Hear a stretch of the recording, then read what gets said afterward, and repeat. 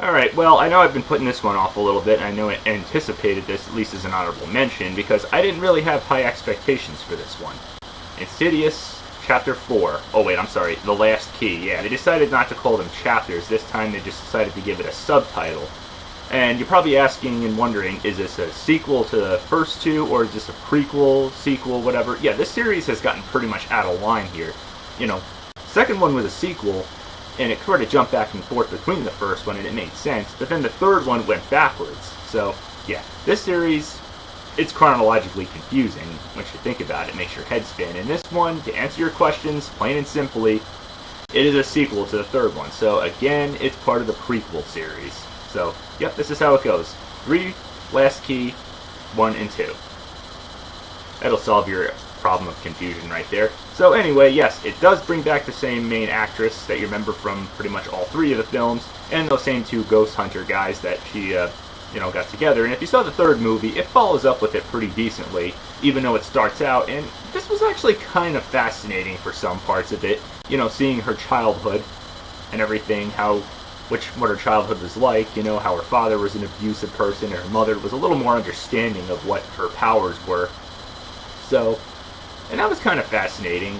It has your over-the-top horror, jump scares and everything, how they live next to a prison, out of all places. Yeah, not exactly a great location to raise children, but anyway, yeah, it's pretty dark, and, well, you got a pretty good intro, but then some parts in the middle get a little slow, but even though it's less than 2 hours.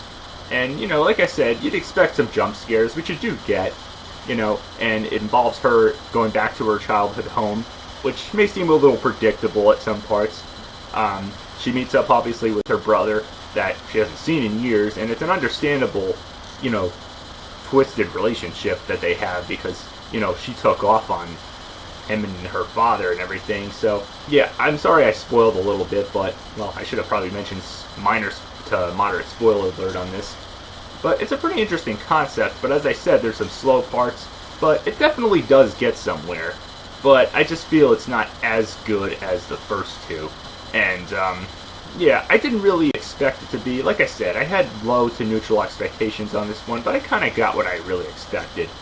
It does sort of use the same thing. Teenage girl gets possessed. I know we're tired of seeing that. But, so, yeah, it uses the same old tricks, but it does get somewhere, and it does bring the series somewhere. In fact, not to spoil too much, it does meet up with the first one, because, like I said, it is a prequel to the first 2.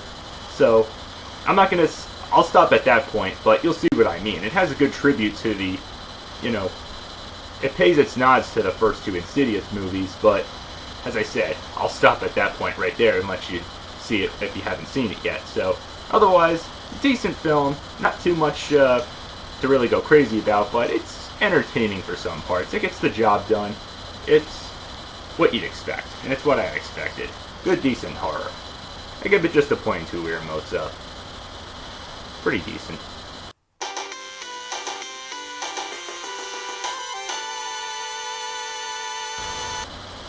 So, till next time, keep watching.